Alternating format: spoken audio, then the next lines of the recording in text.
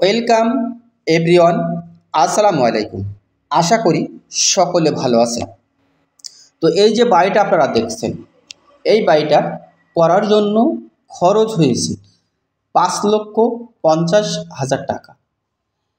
এটি হচ্ছে 600 square feet ছাদ।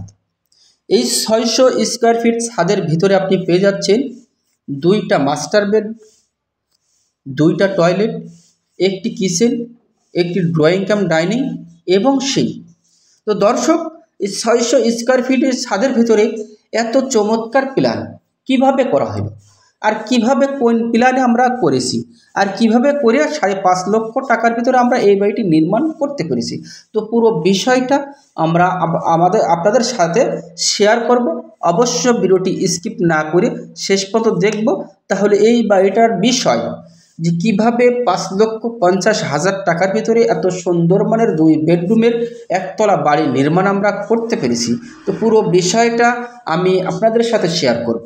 তাহলে অবশ্যই আপনার স্বপ্নর সুন্দর একতলা বাড়ি নির্মাণ করার ক্ষেত্রে হয়তো এখান থেকে কিছু পরামর্শ ও আইডিয়া হয়তো আপনি নিয়ে আপনার বাড়িটাতে কাজে লাগাতে পারবেন।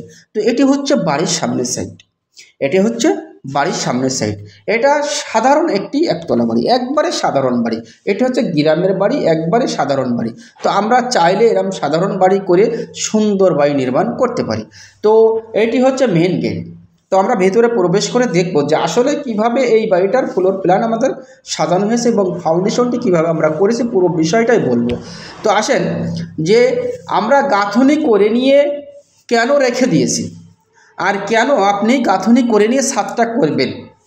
তো আমি বলবো এই জন্যই গাঁথনিটা করে নিয়ে আপনি ছাদটা করবেন, আপনার বিল্ডিংটি অধিক মজবুত করবেন, এবং অধিক মজবুত করার জন্যই আপনি আরসিসি কলাম করে নিয়ে গাঁথনি করে নিয়ে ছাদটি করবেন। হয়তো ভাবতে পারেন যে ভাই, আমরা কলাম করে নিয়ে কেন গাঁথনি করব, গাঁথনি তো আমরা পরেও করতে পারবো। তো অবশ্য আপনি পরেও গাঁথনিগুলো করতে পারবেন, সমস্যা নেই। তবে কলাম করে নিয়ে যদি আপনি গাঁথনি করে নিয়ে ছাদটি করেন, সেই ক্ষেত্রে আপনার বিল্ডিংটি অধিক মজবুত হবে। তার কারণ কলম করে নিয়ে গাঁথনি করে নিয়ে যখন আপনি ছাদটি করবেন, পুরো ছাদের লোডটা আপনার প্রত্যেকটা ওয়ালের পরে, প্রত্যেকটা ইটের পরে আপনার লোডটা চলে যাবে। এবং গাঁথনি করে নিয়ে যখন আপনি ছাদ করবেন, তখন লিংটন থামল গাঁথনি করে নিয়ে আপনি লিংটনটা করলেন, সুন্দর ওয়াটার লেভেল করে উপরে গাঁথনিটা করলেন, করার পরে আমরা ছাদটা চাপালাম। সেই ক্ষেত্রে আপনি হিসাব করে দেখেন যে আসলে এভাবে গাঁথনি করে ছাদটা করলে আপনার ছাদে দুর্বল হচ্ছে না শক্তি হচ্ছে। তো দেখেন দর্শক, এটি হচ্ছে একটি বেডরুম। পিছন সাইডের এই বেডরুমের সাইজটি আমরা দিয়েছি 12 ফিট বাই 13 ফিট। এই বেডরুমের সাইজটি আমরা দিয়েছি 12 ফিট বাই 13 ফিট। এটি হচ্ছে সাধারণ একটি বারান্দা, এতে কোনো ড্রয়িং ডাইনিং নেই। এটি সিম্পল একটি কিচেন এবং একটি বেডরুম, এবং ওই বেডরুমের সাথে আছে সুন্দর একটি অ্যাটাচড টয়লেট। তো চলেন আমরা ভিতরে প্রবেশ করে দেখব যে আসলে কিভাবে এই ফ্লোর প্ল্যানটি সাজানো হয়েছে। তো এই বিল্ডিংয়ে আমাদের কলাম ইউজ হয়েছে মাত্র, এই বিল্ডিংয়ে কলাম ইউজ হয়েছে মাত্র 9টা কলামের উপরে এই সুন্দর বাড়িটি আপনি দেখছেন।